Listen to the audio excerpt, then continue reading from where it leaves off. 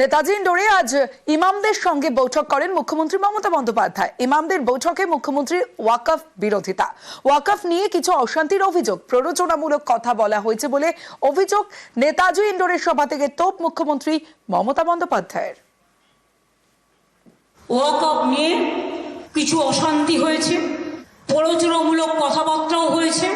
যেখানে গন্ডগোল হয়েছে মালদা সিট, ওটা কংগ্রেসের জেতা আসন, জেতবার সময় তারা জিতবে, আর দাঙ্গা হলে তখন রাস্তায় বেরোবে না, কন্ট্রোল করবে না। এটুকু আশা আমি করি না। পাবলিক রিপ্রেজেন্টেটিভদের সাথে থাকা উচিত। কংগ্রেস সবসময় মানুষের পাশে বলে দাবি, অশান্তি নিয়ে দাবি অধীর চৌধুরীর। প্রশাসন আপনার, পুলিশ আপনার, সরকার আপনার, আপনি বিএসএফকে ডাকছেন, এর থেকে হাস্যস্কর আর কি হতে পারে? কংগ্রেসের এমএলএ ওখানটায় নেই। কংগ্রেস হারুক বা জিতুক, কংগ্রেস মানুষের পাশে থাকার চেষ্টা করে, তার যত সম্ভব ক্ষমতা আছে, মানুষের প্রতি ভালোবাসা আছে তা নিয়ে। ওখানটার এমএলএ তার বাড়ি ভাঙচুর করছে আপনার দলের লোকরা, সেটা তো তৃণমূলের মধ্যেকার মারামারি দিদি, ওখানকার পুলিশ সব জানে। নেতাজি ইন্ডোরের সভা থেকে বিজেপিকে আক্রমণ করেছেন মুখ্যমন্ত্রী মমতা বন্দ্যোপাধ্যায়। বিজেপির বিরুদ্ধে উস্কানি দেওয়ার অভিযোগ। বাংলায় বিজেপির উস্কানিতে পা না দেওয়ার পরামর্শ মমতা বন্দ্যোপাধ্যায়ের। বাংলার মাটিতে বিজেপির কথায় উত্তেজিত হয়ে প্লিজ দয়া করে হাত জোর করে বলছি, অশান্তি কেউ করতে চাইলে তাকে কন্ট্রোল করুন। যদি আপনাদের একটু বিশ্বাস থাকে, যদি একটু ভরসা থাকে, अगर आपको कोई विश्वास मुझ पे है, मैं हर धर्म को बात करती है। মুর্শিদাবাদে যে অশান্তি, আর সেই অশান্তিতে ক্ষতিগ্রস্তদের পাশে রাজ্য সরকার, এমনটাই জানিয়েছেন মমতা বন্দ্যোপাধ্যায়, এবং সব রকম সাহায্যের আশ্বাস দিয়েছেন তিনি। কড়া শাস্তির যেমন হুঁশিয়ারি দিয়েছেন, তেমন যারা ক্ষতিগ্রস্ত তাদের সব রকম সাহায্যের আশ্বাস দিয়েছেন মুখ্যমন্ত্রী মমতা বন্দ্যোপাধ্যায়। আমি বলবো, যারা মারা গিয়েছে আমি কোনো সম্প্রদায় হিসেবে দেখি না, মানুষ হিসেবে দেখি। তাদের প্রত্যেককে আমাদের সরকার 10 লাখ টাকা করে পরিবারকে সাহায্য করবে।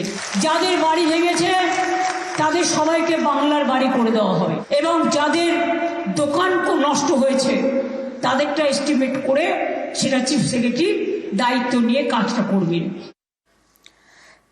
এবার জাফরাবাদের দিকে নজর রাখবো, যেখানে পৌঁছলো সরকারি ত্রাণ। ক্ষতিগ্রস্ত পরিবার পেল ত্রাণ সামগ্রী।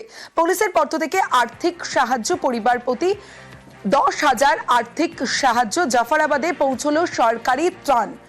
সেই ছবি আপনাদের দেখাচ্ছি। মুর্শিদাবাদের জাফরাবাদের ছবি দেখছেন, যেখানে সরকারি ত্রাণ পৌঁছলো মুর্শিদাবাদে।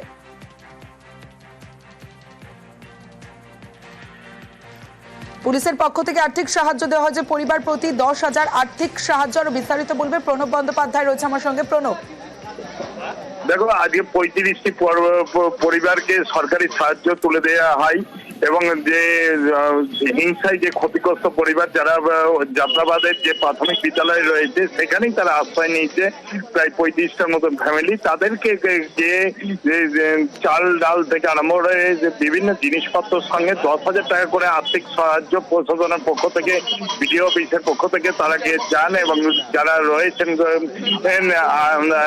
স্কুলের মধ্যে তাদের সঙ্গে কথা বলেন এবং তাদের হাতে সাহায্য তুলে দেন। সঙ্গে থাকো প্রণব।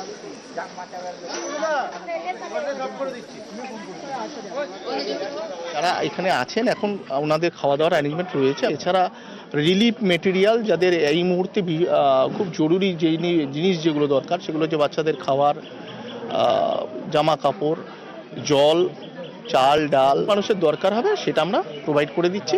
এখনো পর্যন্ত প্রত্যেক দিনই ফিরে আসছেন। আজকেও প্রায় আমরা আসবেন, বেশ কিছু লোক আসছেন, এবং এই সংখ্যাটা দিন দিন বাড়ছে। কালকেও কিছু ফিরে এসছেন, আজকেও কিছু আসছেন। আমরা যতটা পারছি রিইনস্টেট যত দ্রুত করব, তত মানুষ ফেরত আসবে। ক্ষতিপূরণ যেখানে যা হচ্ছে সার্ভের মাধ্যমে উঠে আসবে, যেখানে যা দেওয়ার আমরা চেষ্টা করি। জাফরাবাদ মুর্শিদাবাদের, যেখানে ত্রাণ পৌঁছলো এবং আর্থিক সাহায্য, যে ছবি আপনারা একদিকে দেখছেন, অন্যদিকে এই জাফরাবাদ যেখানে বাবা ছেলেকে খুন করা হয়েছিল, তাদের যে পরিবার, তারা আর্থিক সাহায্য নিতে অস্বীকার করছেন। সাহায্য নিতে অস্বীকার নিহত হরগোবিন্দর পরিবারের। 12ই এপ্রিল জাফরাবাদে বাবা ছেলে খুন হন। কেন তারা ত্রাণ নিতে অস্বীকার করেছেন জানাবে প্রণব, রয়েছে আমার সঙ্গে। প্রণব, দেখো, আজকে রাজ্যের মুখ্যমন্ত্রী তিনি সরকারি ভাবে যে মৃতদের পরিবারকে 10 লক্ষ টাকা করে ক্ষতিপূরণ দেওয়ার কথা ঘোষণা করেন, কিন্তু আজকেই ছিল এই বাবা এবং ছেলে যে খুন হয়েছিল সেই খুনের ঘটনা, তাদের শ্রাদ্ধের কাজ, শ্রাদ্ধ শান্তি বাড়িতে, কিন্তু এখনো চোখে মুখে আতঙ্ক গোটা গ্রামের মধ্যে।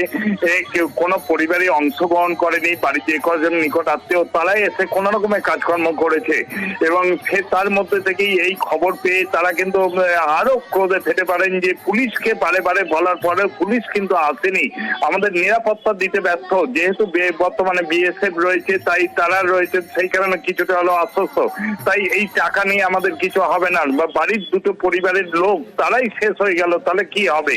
তিনি দাবি করছেন যে টাকা নয়, নিরাপত্তাটার ব্যবস্থা করুক রাজ্য সরকার, এবং সেই নিরাপত্তার জন্যই কিন্তু দাবি করেছেন মৃত পরিবারের যারা লোক রয়েছেন তারা কিন্তু মৃত। কেন্দ্র বাহিনীর দরকার, তাছাড়া আমরা বাঁচবো না। টাকা নিয়ে কি করবো? আবার তো কালে আমার পতাকা এত বাচ্চাগুলো এখনো অজ্ঞান হয়ে আছে। আমার কেন্দ্র বাহিনী দেয় তবে আমরা থাকবো না, আর কোথাও চলে যাবো। এই যে ছবি দেখছেন, বাংলা সিকিম লাইফলাইন শুক্রবার থেকে 2 দিন বন্ধ থাকবে বাংলা সিকিম লাইফলাইন। কি কারণে বন্ধ থাকবে লাইফলাইন অবশ্যই জানবো, আরো একবার জানিয়ে রাখি শুক্রবার থেকে 2 দিন বন্ধ থাকবে বাংলা সিকিম লাইফলাইন। কেন বন্ধ জানাবে পার্থ প্রতিম রয়েছে আমার সঙ্গে। পার্থ, দেখো, গত বছরই কিন্তু এই ভারী বৃষ্টির জন্য এই 10 নম্বর জাতীয় একাধিক জায়গায় কিন্তু ক্ষতিগ্রস্ত হয়, এবং আমরা জানি যে গত বছর কিন্তু বেশ রাস্তা খারাপ থাকে, সড়ক বন্ধ হয়ে আসি জাতীয় সড়ক বাংলা থেকে জাতীয় সড়ক সংস্কারের কাজ হাত দিয়েছে, এবং সেই জন্য কিন্তু আগামী শুক্র এবং শনি 2 দিন এই জাতীয় সড়ক পুরোপুরি বন্ধ থাকবে, এবং তার ফলে বাংলা এবং সিকিমের মধ্যে সড়ক যোগাযোগ অনেকটা ঘুরপাতে, অর্থাৎ শিলিগুড়ি থেকে সেবক গুরুপাতান লাগা হয় আলগড়া হয়ে কালিম্পং, এবং তারপর ওখান থেকে 17 মাইল ধরে একেবারে সিকিম। বেশ পার্থ, শুক্র ও শনিবার বন্ধ থাকবে 10 নম্বর জাতীয় সড়কের একাধিক জায়গায় ক্ষতি ধসের জেরে, আর সে কারণেই সংস্কার করা হবে 10 নম্বর জাতীয় সড়ক। বর্ষার আগে 10 নম্বর জাতীয় সড়ক সংস্কারের উদ্যোগ, আর সে কারণেই 2 দিন বন্ধ বাংলা সিকিম লাইফলাইন। শিলিগুড়ির সঙ্গে কালিম্পং সিকিমের সড়ক যোগাযোগ ঘুরপথে 2 দিন বন্ধ থাকবে বাংলা সিকিম লাইফলাইন। 10 নম্বর জাতীয় সড়ক ধসের জেরে যে ক্ষতি হয়েছে, একাধিক জায়গায় ক্ষতি হয়েছে, আর সে কারণেই সংস্কার করা হবে। সংস্কারের জন্য 2 দিন বন্ধ 10 নম্বর জাতীয় সড়ক। এই মুহূর্তে আরেক একটি আপডেটের দিকে নজর রাখবো। শামশেরগঞ্জের অশান্তির তদন্তে এবার সিট গঠন করলো রাজ্য পুলিশ। আইবির অতিরিক্ত এসপির নেতৃত্বে সিট গঠন। আরো একবার জানিয়ে রাখি, শামশেরগঞ্জের অশান্তির তদন্তে সিট গঠন। সরাসরি চলে যাব, অমিত সরকার রয়েছে আমার সঙ্গে। অমিত, জানাবে যে এই যে তদন্ত করবে সিট, সেখানে কোন কোন পদাধিকারীরা থাকবেন, আপডেট জানাবো, বিস্তারিত জানবো অমিতের থেকে। অমিত, দেখো, স্টেট আইবির যদি অতিরিক্ত পুলিশ সুপার রয়েছে তার নেতৃত্বে এই সিট ফর্ম করা হয়েছে রাজ্য সরকারের তরফে, এবং রাজ্য পুলিশের আরও 2টো উইংসকে এই সিটের সদস্য হিসেবে কাজে লাগানো হচ্ছে, বা উইংস তাদের মধ্যে রয়েছে সিআইডির কর্তারা রয়েছেন, বা সিআইডির আধিকারিকরা সেখানে এই এসআইটিতে রয়েছেন। অন্যদিকে রাজ্য পুলিশের এসটিএফের যারা আধিকারিক রয়েছেন বা অফিসার রয়েছেন তাদের নিয়ে এসআইটি ফর্ম করা হয়েছে। অশান্তি এবং অশান্তি পরবর্তী সময়ে যে অভিযোগগুলো শামশেরগঞ্জ থানাতে হয়েছে, এবং সেই অভিযোগের ভিত্তিতে যে যতগুলো এফআইআর হয়েছে সেই সমস্ত এফআইআরগুলোকে নিয়েই এসআইটি কাজ করবে। এবং একই সঙ্গে যেটা জানা যাচ্ছে রাজ্য পুলিশ সূত্র থেকে, শামশেরগঞ্জ থানার যারা অফিসার যারা ছিলেন, অর্থাৎ এক একটি এফআইআরের ভিত্তিতে যে সমস্ত তদন্তকারী অফিসার ছিলেন শামশেরগঞ্জ থানায় তাদেরকে পূর্ণ সহযোগিতা করবে এসআইটি, বা তারা তাদের মদতে এই তদন্তকারী অফিসার আরো এগিয়ে নিয়ে যাবে। বেশ ধন্যবাদ অমিত।